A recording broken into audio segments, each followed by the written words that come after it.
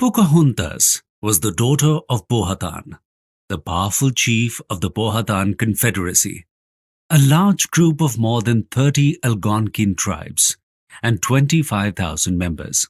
These tall and well-built people lived in the low-lying coastal regions of modern-day Virginia. They built wooden homes, carved canoes out of trees, and used rocks and bones to make tools. The men hunted and fished, and the women farmed.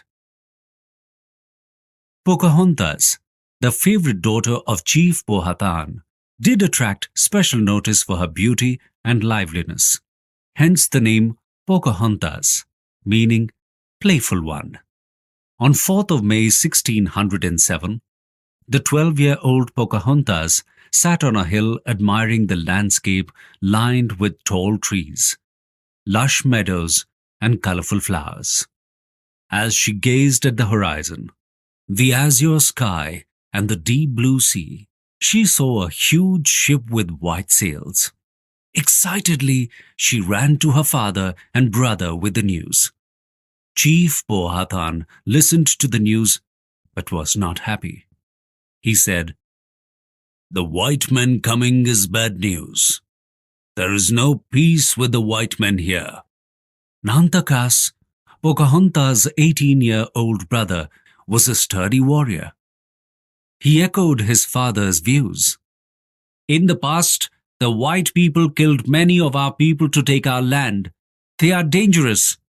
Nantakas and Pocahontas paddled down to the bay in a canoe to find out more. On the ship, they saw a tall man with red hair and white skin. He was dressed differently too. Nantakas turned back and informed his father. Powhatan consulted his advisors and medicine men. They concluded that white men brought with them problems. They had magical powers and thunder sticks with which they could kill anyone with ease. They were there to take away their land, their lakes, their rivers, and their forests. The white man was Captain John Smith. His crew was happy to be in Chesapeake Bay. They wanted to establish a small settlement there. There they hoped to find gold and silver in the New World. They also hoped to find a shorter river route to the Pacific Ocean in order to trade more easily with the countries of Asia. The site chosen for the Jamestown colony was on a peninsula in the James River. Today, this peninsula has become an island. The settlers chose this site and built some huts, a storehouse, and a church. They chose this site for their settlement for several reasons. It was close to deep water and offered easy access to supply ships. No one lived on it, and its shape made it easy to defend. However, the confident colonists soon came to regret their choice. The land was marshy, and the water they drank from the river was muddy and salty. These first settlers had little practical experience with farming, food storage, and organized labor. Most of them were tradesmen, not workers, ignorant of what was required to survive in a difficult new environment. The group failed to put by adequate stores of food. In August 1607, bad drinking water, disease-carrying mosquitoes, and lack of food caused the settlers to fall sick. Many had died because of these issues. By the end of the first year, only 38 of the original 104 settlers had survived. Gradually, the English colonists and the tribes began to trade with each other. The Powhatans offered food in exchange for the settlers' tools and other goods. Their relationship was an uneasy one. Although the Powhatans offered gifts of food, they also sometimes attacked colonists who were found outside their settlement. One day, Captain Smith and his men went into the forest to look for food. There they were captured by the tribe and taken to Chief Powhatan. Captain Smith tried to communicate to Chief Powhatan in sign language and a few local words that they wanted to live peacefully. He also presented Chief Powhatan with a compass. Powhatan and his tribe thought it was magic and wanted to kill him. Pocahontas begged her father to spare the white man and saved John Smith's life. After this incident, Pocahontas and John Smith became great friends. Soon, Pocahontas became a familiar face in the settlement. She sometimes brought gifts of food from her father to the colonists. John Smith taught her English, and she taught him her language. He told her about London and its enormous buildings, about King James I and his palace, about the men and women there and their culture. Pocahontas listened with interest and dreamed about London. Chief Powhatan once sent her to Jamestown to ask the Englishmen to release their Native American captives. She was successful in carrying out this diplomatic mission. However, this period of friendly trading did not last. The struggling, unhealthy English colonists were desperate for food. They wanted corn, but a terrible drought had reduced Powhatan crops, and the tribes had no surplus to trade. The angry colonists began threatening the Powhatans. By winter, the Jamestown settlers had very little food to eat. Many settlers were ill and weak. Pocahontas helped them by coaxing her father to share corn, meat, and other food with the colonists. But when more ships from England came to Jamestown, Powhatan was concerned about the future of his tribe and refused to give them more food. One night, Powhatan and John Smith tried to settle a negotiation till past midnight. Powhatan suggested that Captain Smith sleep in the small cabin near the river.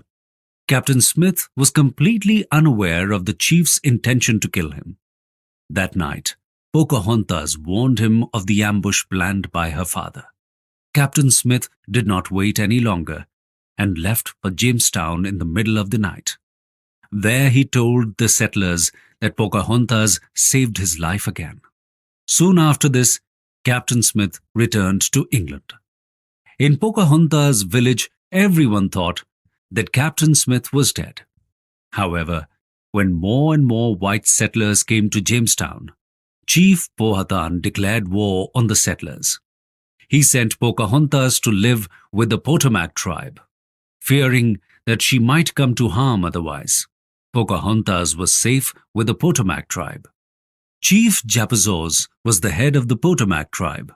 There, Pocahontas met Chief Japazaws' friend Captain Samuel Argall, an English explorer who lived in Jamestown. One day, Captain Argall invited Chief Japazaws, his wife, and Pocahontas to see his ship. The chief and his wife managed to lure Pocahontas onto Argall's ship. They were well looked after, but by sunset, Pocahontas realized that she was Captain Argall's prisoner. Chief Japazaws and his wife had helped Captain Argall capture Pocahontas for a payment of a copper kettle and some colored beads. Captain Argall did not want to hurt Pocahontas, but he persuaded a local chief to join forces with him against Powhatan. Argall then sailed to Jamestown. Everyone in Jamestown liked Pocahontas because they knew that she had saved Captain James Smith's life twice and had brought them food during the long winter. Pocahontas was treated well, given English clothes to wear, taught English, and introduced to English manners and customs. Argall sent word to Powhatan that he had captured Pocahontas, saying she would be freed if Powhatan would release the English prisoners and also return the English weapons and tools that his warriors had taken. At first, Argall's plan seemed to work. After Powhatan heard of the kidnapping and Argall's ransom demand, the chief freed 7 English prisoners. However, he did not return the stolen weapons and tools. As time passed without a solution, Powhatan finally refused to negotiate anymore. By March 1614, everything had changed in Pocahontas' life. By then, she had become a Christian. After this conversion, she was named Rebecca. Powhatan did not return the weapons, so Pocahontas had to stay in Jamestown.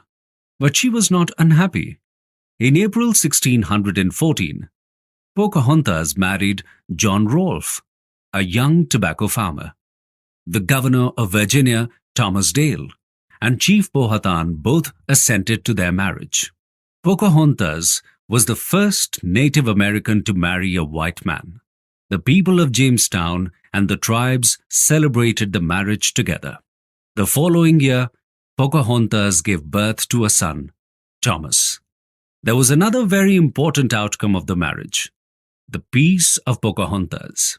The union of the native Powhatan woman and the Englishman helped to calm the ongoing conflicts between the tribes and the colonists. Pocahontas was seen to be the symbol of these peaceful times.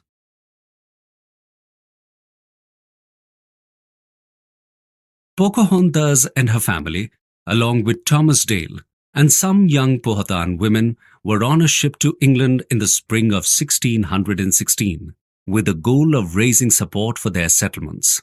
After docking in September 1616, the group toured all of England before finally arriving in London. An artist created a portrait of Pocahontas for the Virginia Company to publicize her visit. The London Society, as well as important investors, met Pocahontas and found her enchanting. Pocahontas caused a great sensation. In London, she met some of the city's most important people. She even met King James I. She also met John Smith after many years. Smith had never forgotten the courageous Powhatan girl. He wrote a letter to Queen Anne, telling her all the things Pocahontas had done to help the Jamestown settlers. In 1788, Virginia became a state of the United States. Pocahontas is remembered as the princess who brought about peace between the English newcomers and the Native Americans.